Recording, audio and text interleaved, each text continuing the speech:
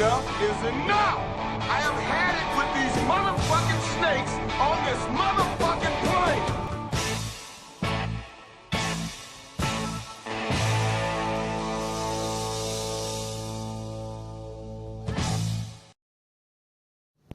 Hey, it's Justin the Auto Expositor, and we are gonna go watch the sunrise. Check it out.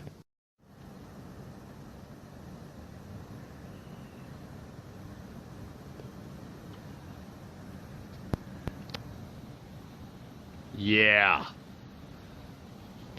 You're seeing this for the first time like I am, actually. This is the first time I've ever watched the sunset. Or the sunrise, sorry. Absolutely gorgeous. Wow. You can't ever stop getting stunned by this city. I just gotta tell you that. Unbelievable.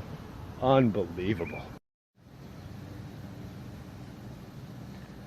The reason why I think We'll Do It Live was so successful was not necessarily because of Jeff and Red Pill's popularity along with the other channels.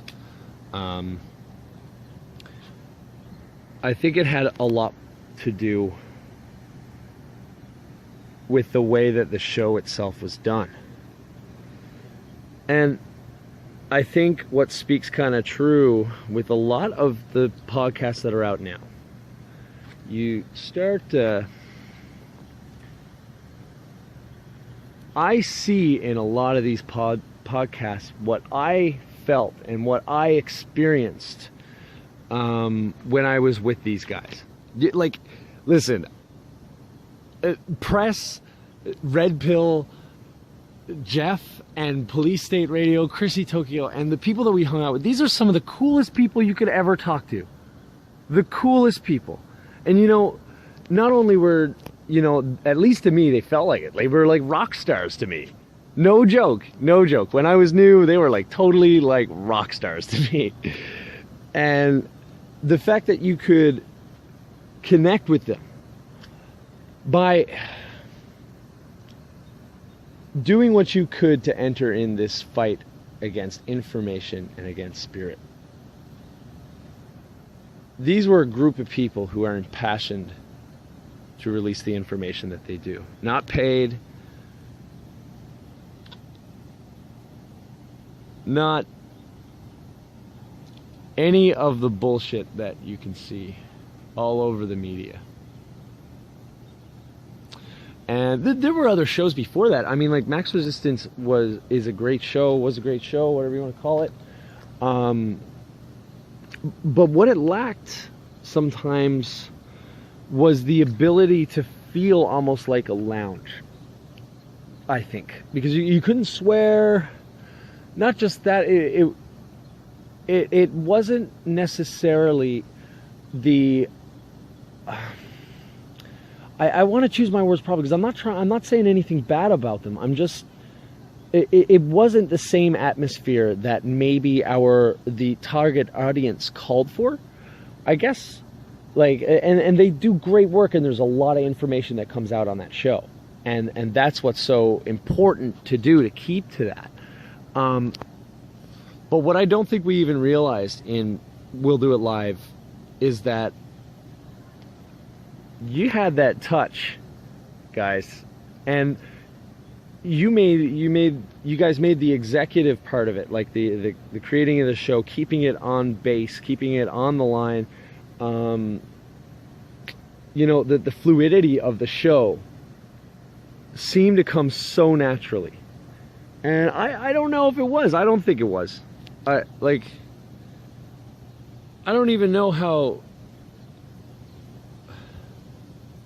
It doesn't really make sense to me sometimes. It's just, it was so well done.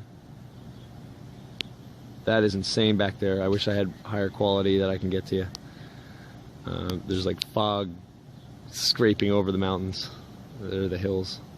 Really cool. Anyways, getting back to it. We'll Do It Live had that fluidity that no other show had that you could get the information out. You had people that were devoted to information. But the entire group of people all together as an atmosphere and how the show adapted to it was what made it so amazing. You had the best of both worlds. You had that connection with people.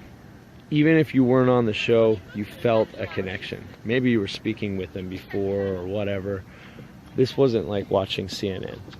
We all know that. This wasn't like watching the Young Turks and all the, media, news stations. This was something real. And this is why I'm so happy that it's coming back.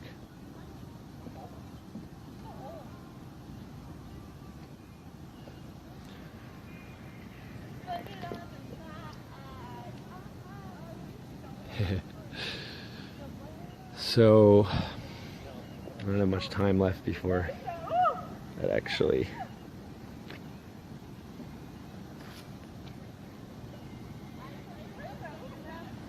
I see the reason why you would have these other podcasts that even I myself have said that there's not enough information being put out. It doesn't have the mentality of those that wish to expose the bullshit in the media and whatever you want to call it, the New World Order, because that lounge setting was important to us. And what you guys didn't see was that we would talk until about 4, sometimes 6, 7 in the morning, just laughing at this stuff, with making jokes that you could never have with anybody else. That's what made it important, this connection that we all had. And even if it was only we were hanging out once or twice during these podcasts a week, that time was just like something that we could share. And man, I don't think I've ever laughed so hard after some of these shows. And I understand you guys don't see it, and this is what might be missing, because we were not showing you the connection that we all had after. And I think had you seen that, you'd know that the people that were involved with this group, I think you'd know a little more that we're heartbroken over it. This bullshit that happened, because this was a group that, even if we didn't see each other every week, we connected because you couldn't do it anywhere else. And this is why I respect those shows that are out now, because that's important. That's really important. The feeling that we can actually understand one another in some form that nobody else can get, that's special. And I'm sorry if I offended anybody when I'm talking about these podcasts, because that's more important sometimes than any information being put out, just that knowing that other people understand. And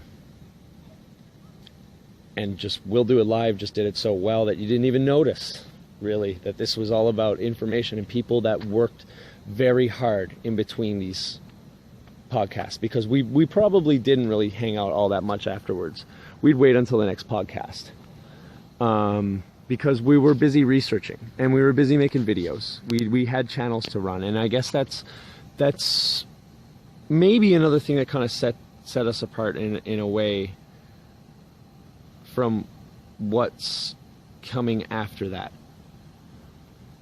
Because we all did have our own thing to do at the end of the day, and we connected on, on a semi-regular basis, on a regular basis. And that time was special. And I can't wait for it to come back. And Red Pill, if you're listening, I love you, man. I really do. And I really hope to see you in one of these shows. And I'm pretty sure I can speak for everybody when I say that we all feel that way.